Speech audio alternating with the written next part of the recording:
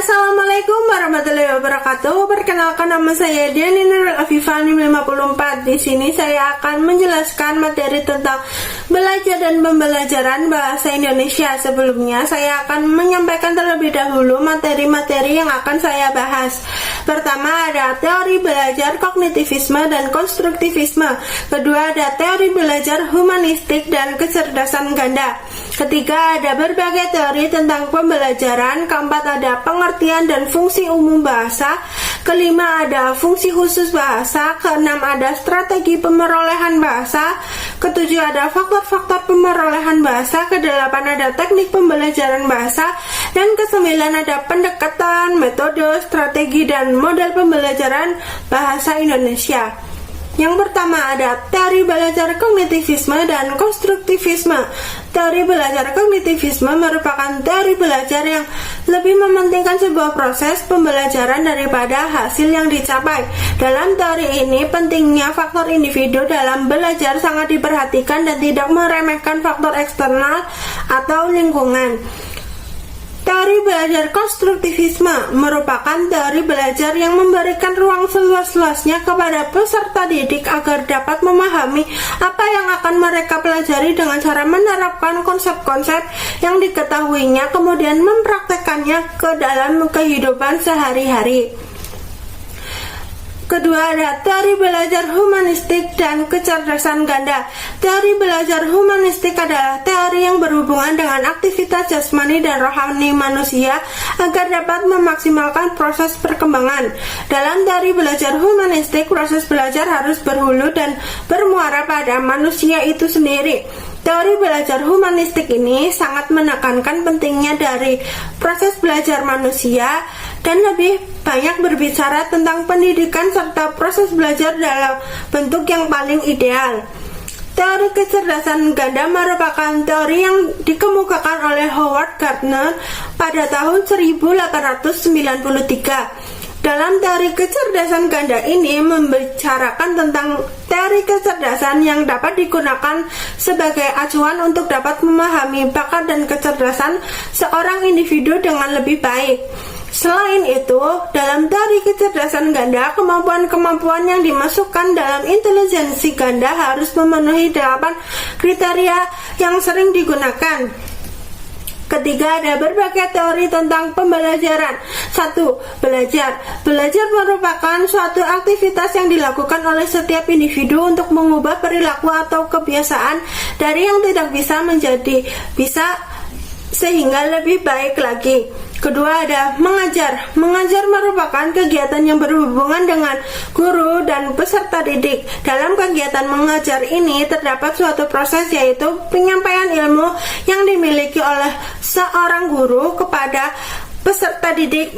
Ketiga ada pembelajaran. Pembelajaran berarti proses yang dilakukan oleh seseorang agar orang lain melakukan tindakan belajar. Dalam hal ini, orang yang membuat proses agar orang lain belajar atau guru berfungsi sebagai fasilitator.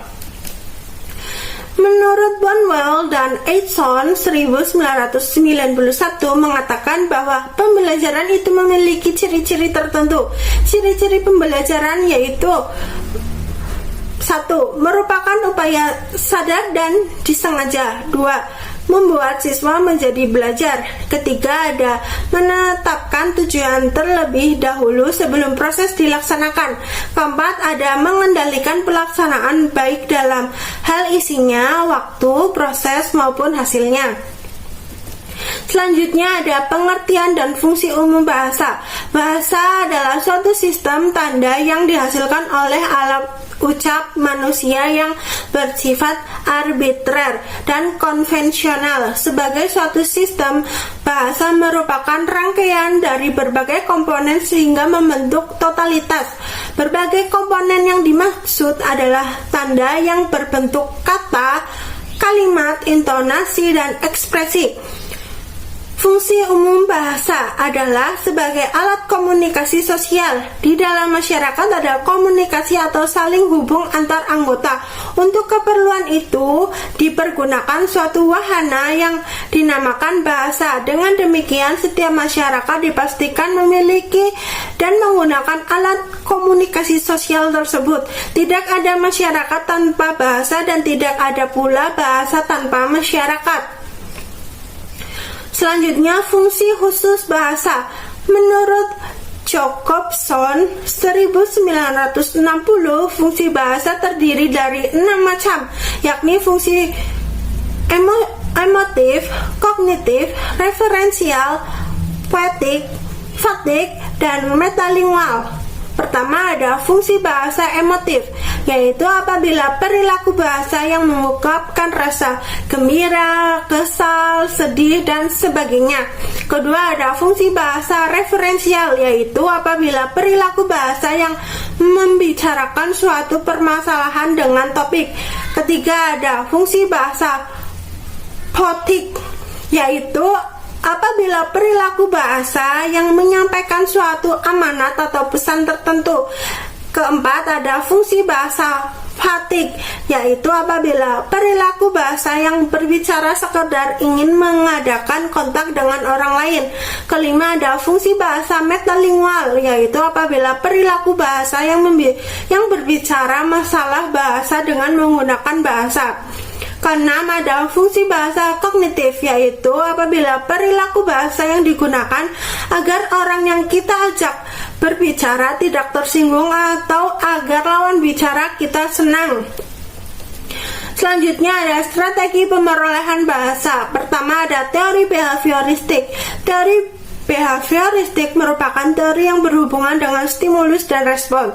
Dalam teori ini mengedepankan suatu kebiasaan atau proses belajar sehingga menjadi suatu pengalaman yang dapat mengubah tingkah laku, cara berpikir, dan sebagainya.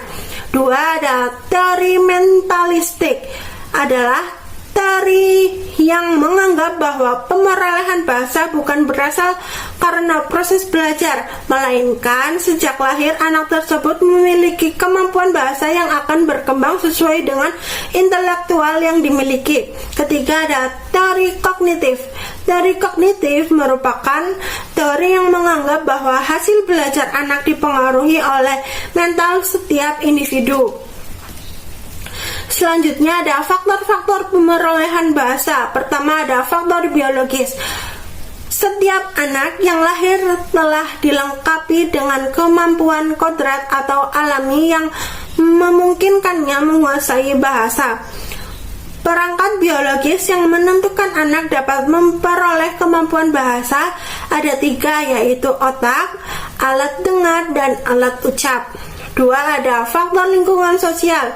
Lingkungan sosial tempat anak tinggal dan tumbuh seperti keluarga dan masyarakat merupakan salah satu faktor utama yang menentukan pemerolehan bahasa anak.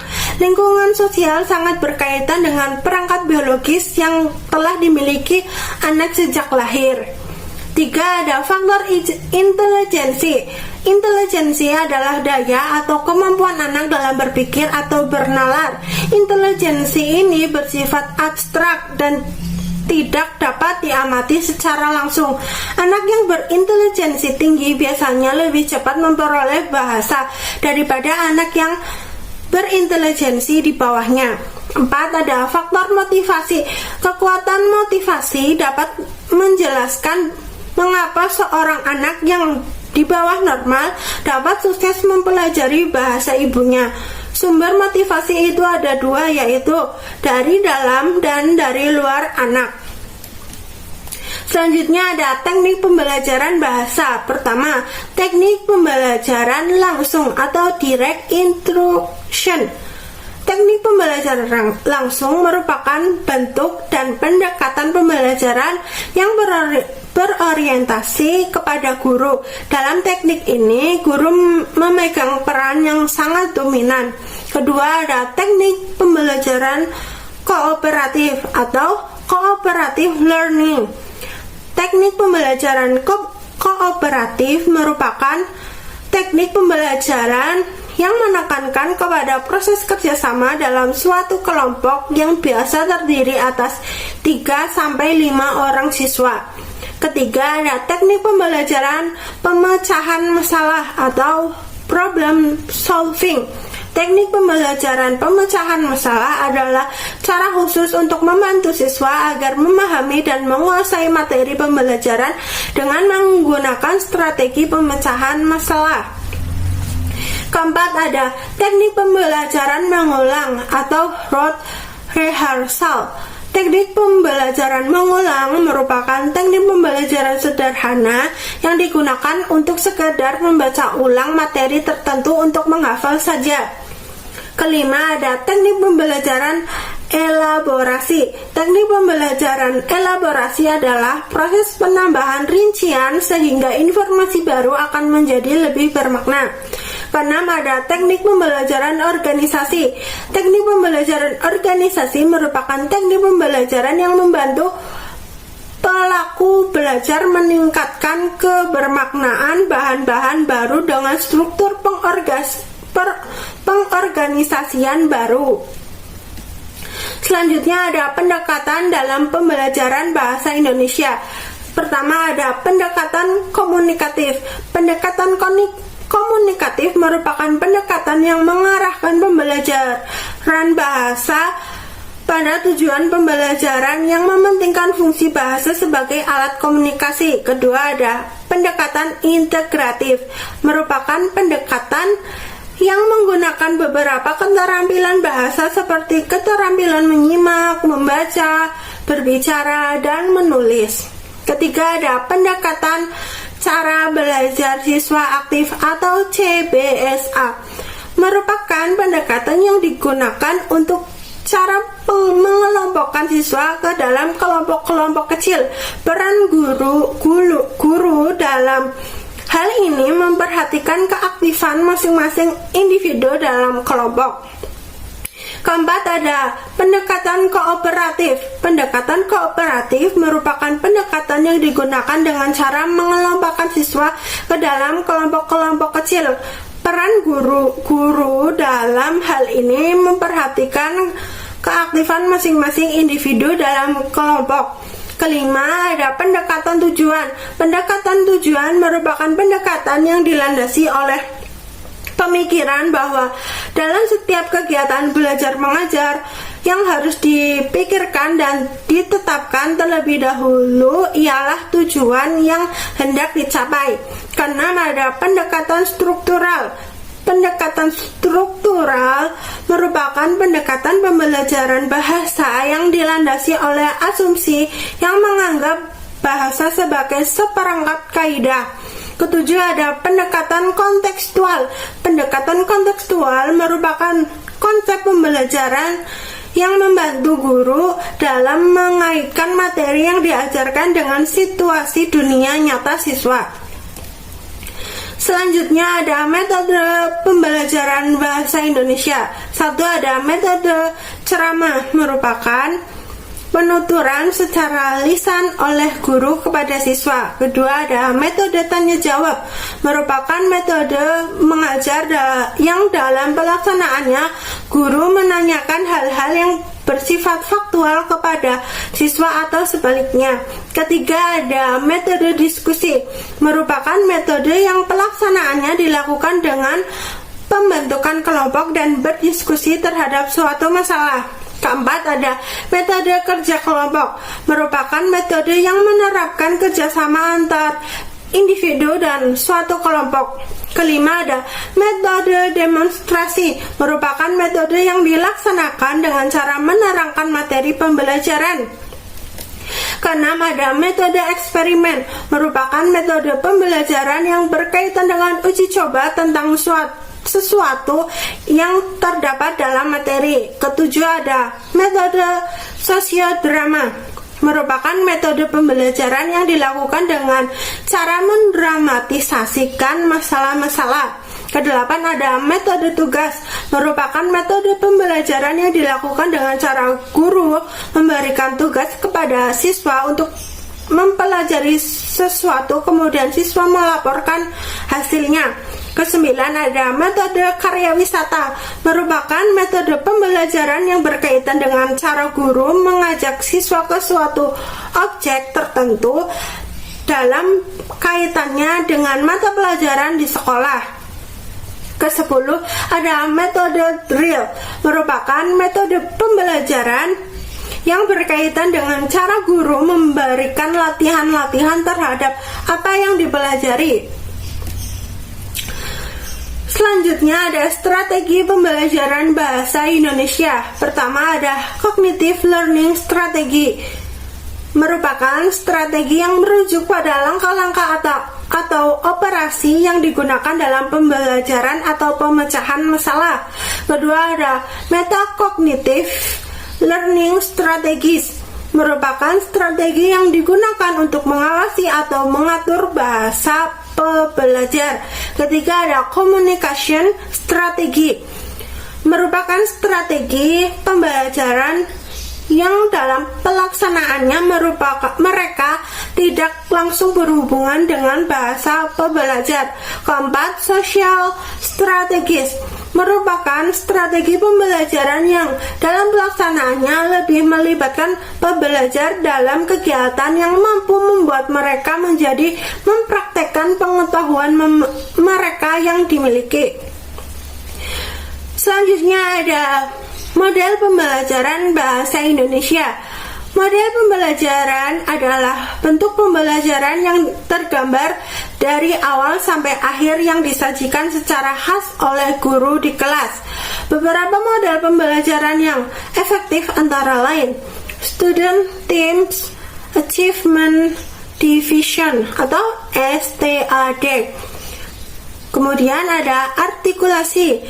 Keempat, complete sentence. Terus kemudian explicit instruction. Kemudian ada word square dan kemudian numbered head together. Selanjutnya problem beside introduction. Kemudian yang terakhir ada student facilitator and explaining. Sekian materi yang saya sampaikan. Terima kasih. Wassalamualaikum warahmatullahi wabarakatuh.